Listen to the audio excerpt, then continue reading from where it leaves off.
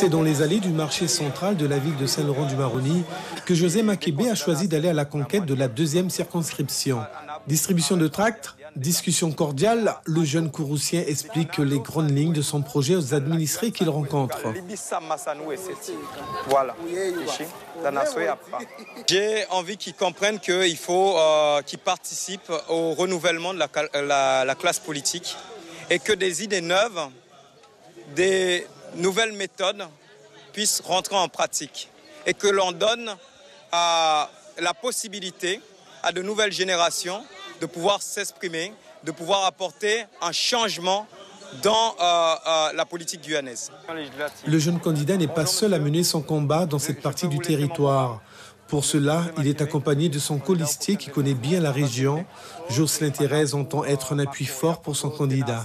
Nous venons du monde associatif, nous sommes des activistes des droits humains, nous sommes pour la défense de l'environnement, donc il est normal que dans cette élection législative, que la voix du peuple, les gens du peuple puissent se mettre au service de leur population. C'est dans ce sens-là qu'avec José Makébé, donc un jeune dynamique, un chef d'entreprise qui s'engage pour son pays, je l'accompagne parce que ces idées sont des idées de rassemblement, de fraternité réelle, de sincérité, de bonne foi, un langage que nous attendons depuis fort longtemps ici dans l'ouest de la Guyane. Et d'un secteur privé dynamique.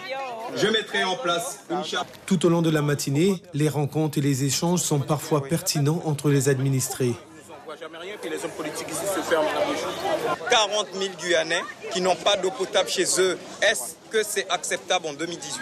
Eh bien moi, c'est ce que je défends pour que chacun d'entre nous puisse avoir droit à l'accès à l'eau potable. Avec tout ça de conflits qu'il y a entre les hommes politiques, est-ce que vous pensez, c'est une bonne idée, je ne vous dis pas de baisser les bras, mais est-ce que vous pensez réellement qu'on va vous comprendre dans le projet que vous avez pour les Guyanais? Les échanges conviviaux se poursuivront tout au long de la matinée dans les allées du marché. L'équipe de campagne terminera ses rencontres dans les villages de la région de Saint-Laurent-du-Maroni.